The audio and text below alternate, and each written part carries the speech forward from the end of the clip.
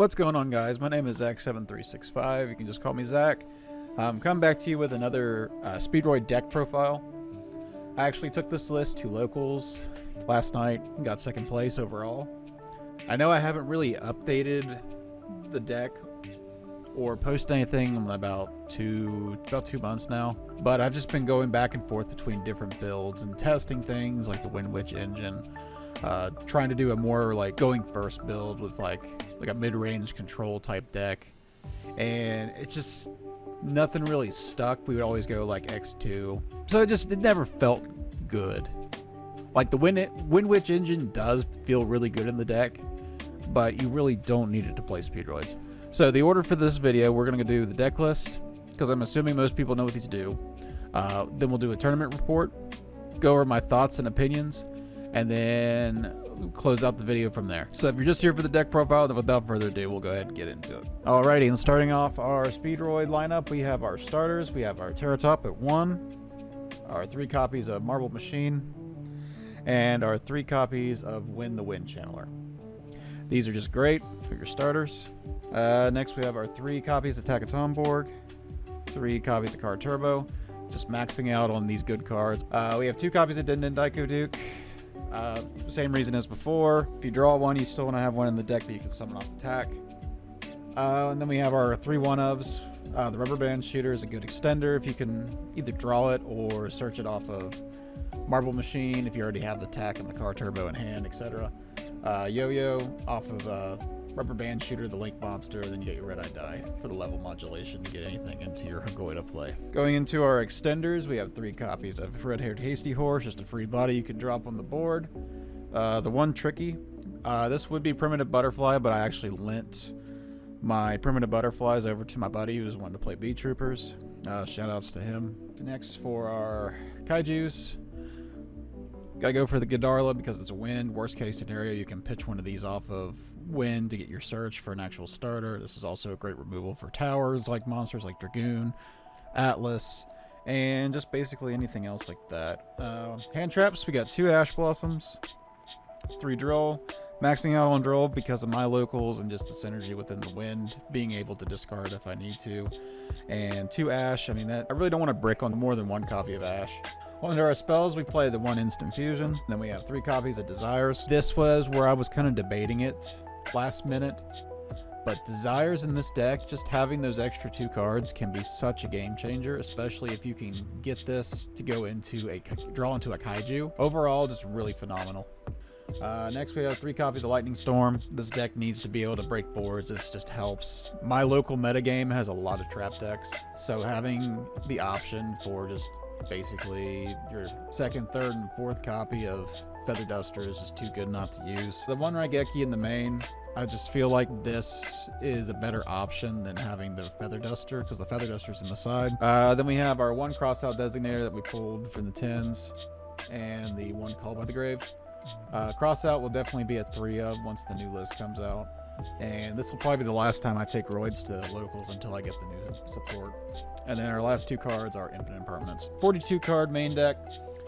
Overall, it performed really well. Crossout just being a really good card for a rogue deck that really needed the extra help. But yeah, we're going to go straight into the extra deck now. Nothing's really changed. I don't think anything's changed at all for the extra deck for me. So we're going to go from descending order. We have our Shinshin, just a great Floodgate.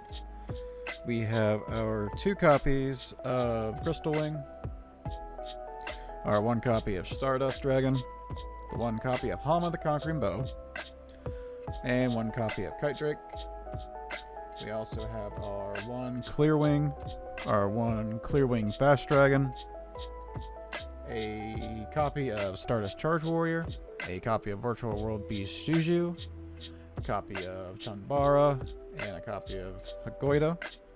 We also have the Ragin for the instant fusion target, and we have 2 copies of the Speedroid Link Monster, Rubber Band Shooter.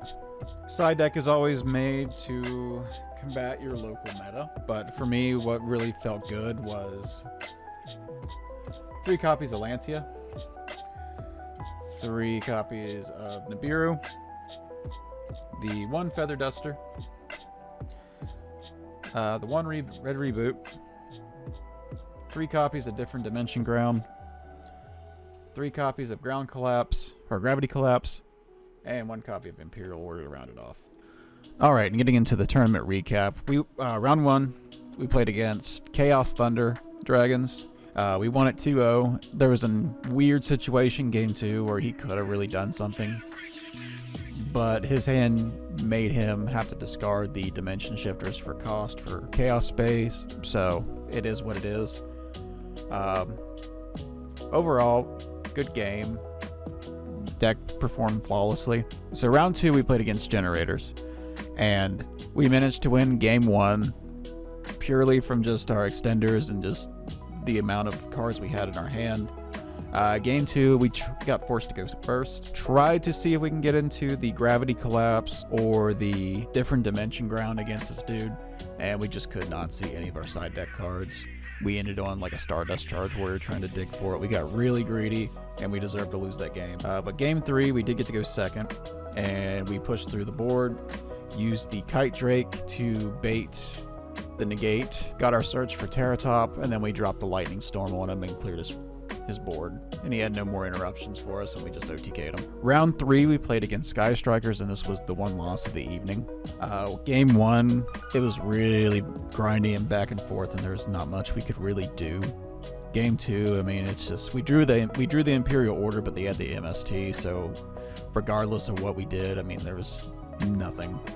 So yeah, round 3 wasn't the best. Need to work on how to play around Striker and how to deal with Striker with his deck, but it is what it is. So going into round 4, the last round of the evening, we played against Virtual World, and with Virtual World, we won the die roll, chose to go second. So round 4, in the last round of the night, we played against Virtual World, and we won the dice roll, chose to go second. He bricked, passed it over, and we just made Chambara and the Link Monster to go for the OTK. Game 2, we sided in the Nibiru's, and the Virtual World player went first. Honestly, his hand was cracked, but he chose to overextend before going in through the Tzolk'in line. So we dropped the Fat Rock on him, and we just killed him from there. A very lackluster ending for the night, but the deck did what it was supposed to do, which is go second, break boards, and OTK.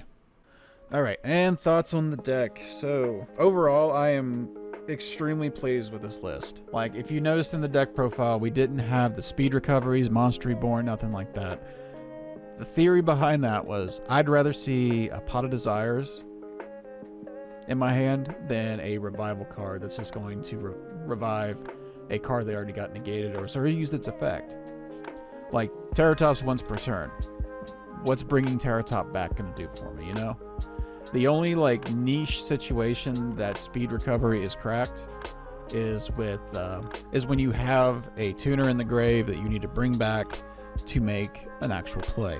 And a lot of the times you really can't do much with it. I mean, you can revive Kite Drake, yes, and you can put Kite Drake back by banishing the speed recovery the following turn and make him again. But at the same time, I mean, what's the point? Overall, I really like this list. The Tricky being in here, I kind of like it a little bit more than the Primitive Butterfly.